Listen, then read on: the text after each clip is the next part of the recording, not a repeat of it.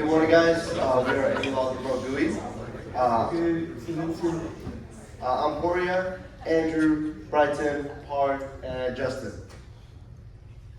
All right, so we had a lot of AnyLog groups, but just as a reminder, so if you have like edge data, so like sensor data, camera data, any type of real-time data, then you would want to be able to like monitor and like manage that data, right? One way you could do that is through like a centralized service of like cloud, but that can be expensive, and sending your data all the way over there can be slow as well. So what AnyLog does is you manage what you call like AnyLog nodes, and it's a decentralized network that you manage, and the querying that you do sits close to these nodes, and the view of the nodes is also, it feels very like much like you're querying a centralized service.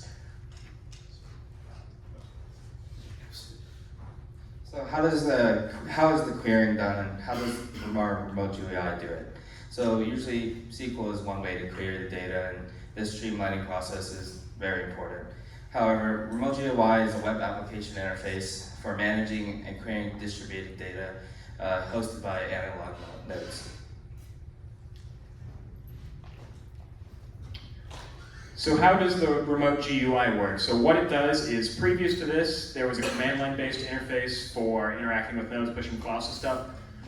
What we do is we take that and we turn it into a remote graphics interface, remote GUI, that's the name. And what it basically is, it's a web application that it takes everything, makes it visual, it's Dockerizable. There's no real hardware limitations. The idea is you should be able to run it anywhere. And it allows you to do things like monitor node resources, embedded Grafana dashboards. You can see it all on the list. So our problem statement is that currently remote GUI is implemented as a monolithic web app, and all of our features are bundled in, which leads to a heavy runtime and bundle size. And as new functionality is developed, the problem worsens because the bundle size gets heavier. And as adoption grows, it becomes less possible to accept external contribution from developers. And this leads to limited scalability and extensibility. So our project goals, we have 5 goals for this release. So the first one being a plugin marketplace, which allows for an initial lightweight application. And then we want to create 4 individual plugins, being an MCP integration, adding monitoring to Grafana, an SSH client, and also a file uploader. And we'll dive into these in a little bit. So there are a couple constraints we had to work within for our project. Most of them were software-based. Since we're working with an existing code base, everything we make has to be in the language of that code base. What that means is we have to make our front end in React.js. We have to make our back ends in Python using Fast API. And on top of that, we are provided this service called AnyLog API. It's an open source API in Python just for AnyLog nodes. Fortunately, there were no hardware requirements. This is Dockerizable. It should be able to run on most systems. If your computer beeps, it can run this. And we need to be able to support asynchronous operations was an additional requirement. So challenges we had while working on AnyLog was trying to understand its architecture and its CLI command structure. Its documentation was very long and extensive, so having to go through that took multiple hours. Trying to even identify the correct commands and workflows from this documentation was also hard. And translating CLI-based operations into intuitive GUI features and trying to work within a Docker-based development environment, as none of us were really used to it. And how we approached this, when we started this release, we all individually developed a plugin to learn and understand the remote GUI.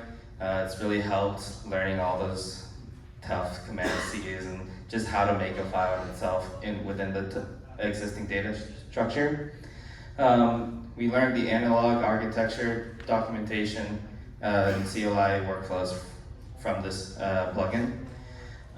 We designed backend fast API endpoints to execute CLI operations and build modular GUI components using the plugin-based architecture.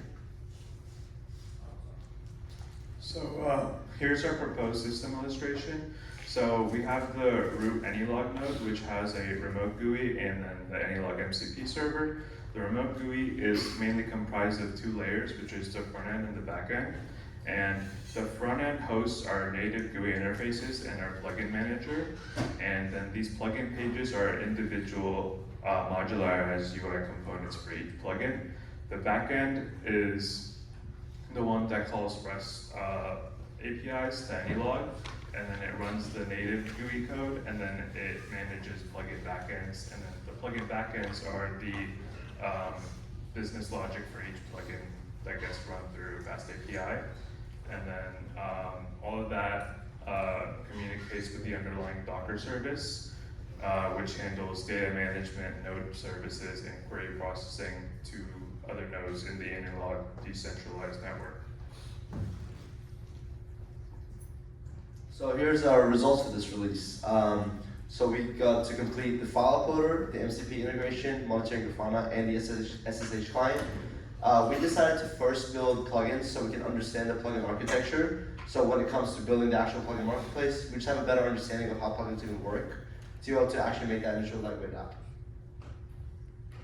And now we're going to go over some of the plugins. So AnyLog recently launched their MCP server, but they don't have an in-house solution for their clients. So they want to offer something that's built into the remote GUI that can interface with it. And so this allows them to query data, visualize it in the form of charts and graphs. And the goal is to simplify user workflows and offer native visualizations and insights on their data. So I have a demo.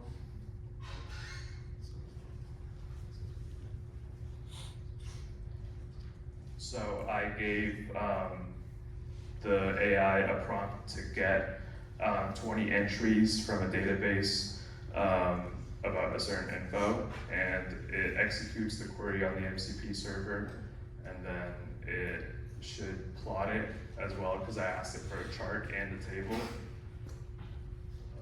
So here's the plot that it generates on the fly, and then it offers some insights underneath that plot. And then it should generate a table as well, which is the current data that I asked it to get. And all of this visualization also is downloadable through JSON and CSV, which I open up here, and here it is.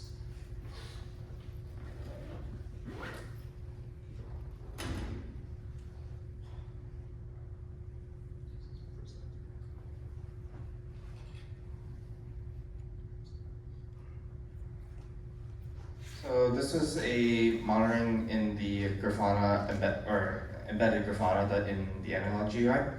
It was a visual dashboard of the system metrics from the AnyLog nodes, and the user was able to choose specific nodes within the Grafana to just monitor and look at all the data system metrics.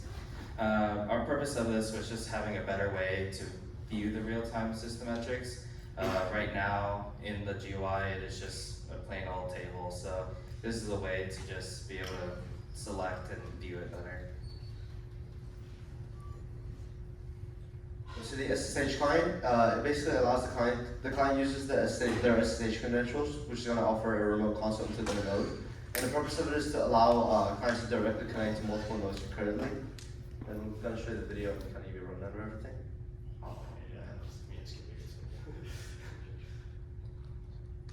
So practically, what's going on here, the user can go and use their either a password or SSH key to log into their node. We have SSHing into just the server, or Docker execing or attaching into the node directly by itself. We also have active terminal pages for user interface and user experience, make it a little simpler. We also have a vaulting system, which basically keeps the password and the SSH key encrypted. Those are pretty sensitive information. You can delete it whenever you want, but that gets rid of the autofill into the password and key generation field. Okay, so we have a file uploader plugin. The way it works is if you wanted to upload a file before, you would need to run a curl command. It's doable, but it takes a bit of time. This turns that into a graphical interface. It's just a simple drag and drop. You can choose to there's various settings for handling overlapping file names. It's way faster than the previous method, and it's way easier to use as well.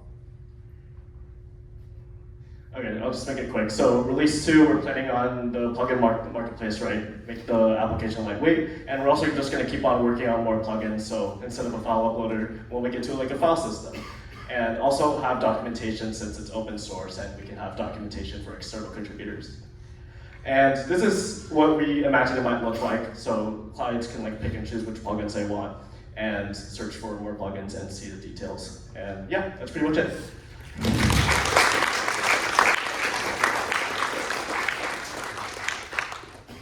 Okay, do we have time for 1 or 2 questions?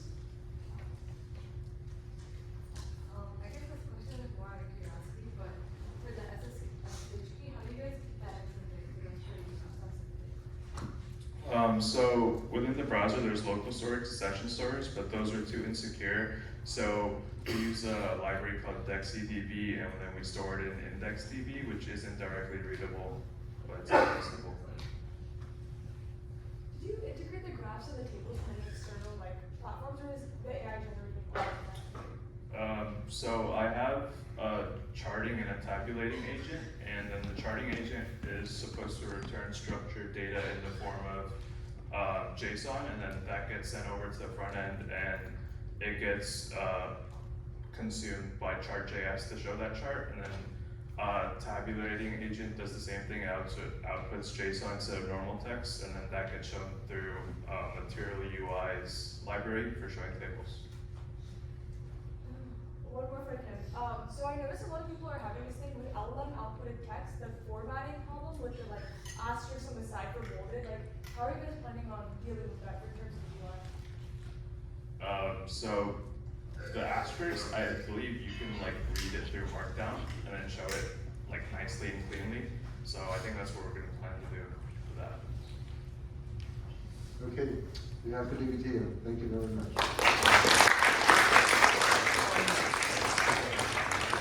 Okay, so pressing on here with mechanics.